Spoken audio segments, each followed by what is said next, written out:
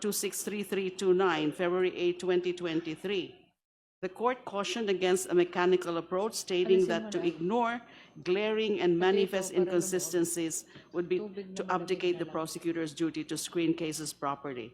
Take note, ang magiging exception lang na pwedeng i-consider yung issue ng credibility of a witness before us, before these proceedings, which is akin to preliminary investigation kapag glaring and manifest inconsistencies. But balik po tayo sa general rule. So ang nasasabi po sa De Lima versus Judge Guerrero, it establishes that while prosecutors may consider the evidence presented, they are not expected to make definitive credibility determinations at this stage. So yun po, malinaw po yan. That's a jurisprudential ruling. The committee appreciates the jurisprudence shared by the Honorable De Lima. Thank you, Madam Chair. I proceed That to my... jurisprudence, I believe, involves you as well. Yes, I was the petitioner. in Yes, that as case. the And the Supreme Court accused. dismissed my petition, and therefore trial proceeded. Trial what on the is merits. clear is that issues pertaining to credibility of witness from the jurisprudence that was shared must be tackled in the trial of this impeachment complaint. And that should happen in the Senate, not here in Tama the po yun. Justice Committee. Tama po yun, Madam Chair. 3 points, 3 factual points. I suppose and I hope this will fall within clarificatory questions and not probing questions. Sa simula po ng... Kindly speak closer to the microphone, Honorable De Lima. Thank you, Madam Chair. I'm looking at the supplemental affidavit. And dun po kasi sa narration about yung pagpunta sa DepEd Central Office.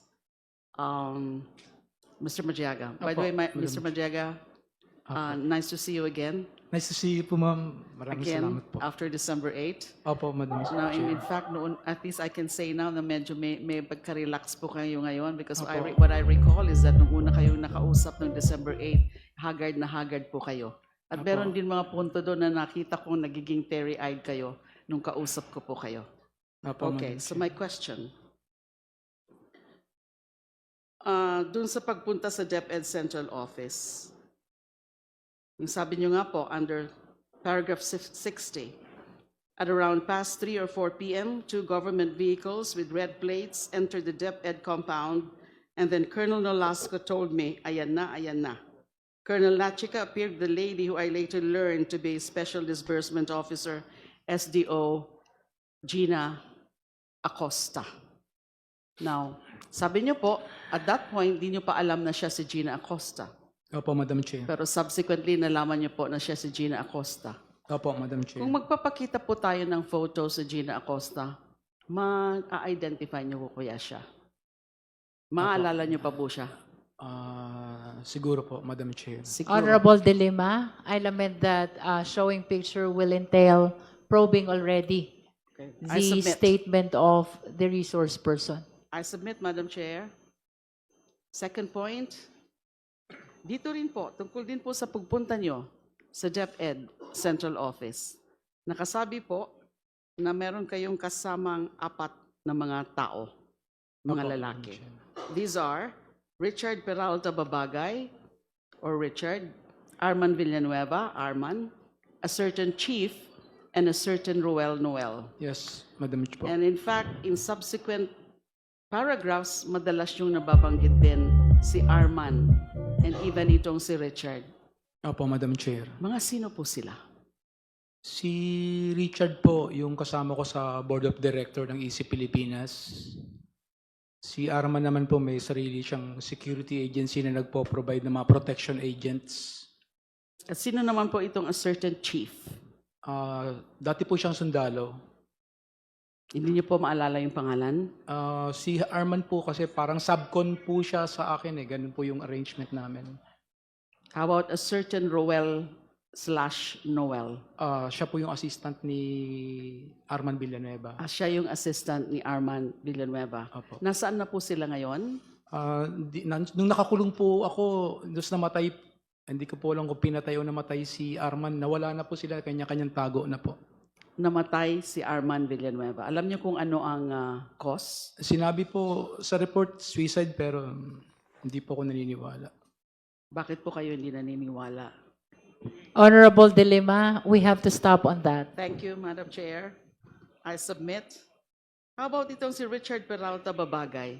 Kasama ko pong co-accuse ko po ngayon po sa kaso, Madam Chair. Kasama mo, co-accused. Opo. So he's also detained. He's also a PDL, person deprived of liberty. Opo. Siya po yung nasa gitna namin ni BP Sara nung inabot yung plug. Siya po yung nasa gitna namin, dalawa. Nakapiit o nakakulong din po ba siya sa BJMP facility? Opo, kasama ko po, Madam at Chair. Bagong Diwa, Taguig City? Opo, kasama ko po. Okay. So Arman ang namatay, yung iba nandyan pa sila? Opo. Okay. Sinamahan kayo doon sa pagpunta sa DepEd? Opo. Sa mga deliveries na yun? 5 po kami. O so makakapag-corroborate sila? Opo. Nakita rin nila yung mga duffel bags? Opo. Okay. My last point, Madam Chair, Proceed, Honorable De Lima. paragraph 80. Pakita ho natin ang paragraph 80 of the supplemental affidavit. Secretariat. Can we please. flash paragraph 18 of the supplemental 80. affidavit? 80, Madam Chair. 80. 80. Paragraph 80. Yes, Madam Chair.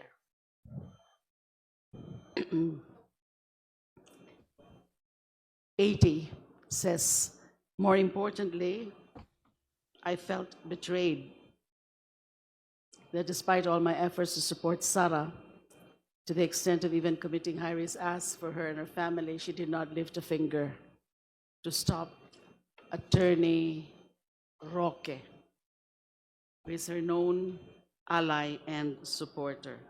So na makikita po dito so you felt betrayed dahil hindi Opo, kayo tinulungan Opo, Madam Chair. nung kinasuhan na kayo ni Attorney Roque. Opo, Madam Chair. So ito ho ba ay pwede ho ba nating masabi na galit kayo kay VP Sara? Honorable De Lima, I think that's probing already. Thank you.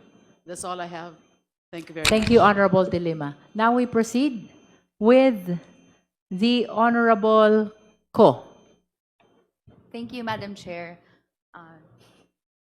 Para din po sa kapakanan ng publiko, gusto ko sanang matanong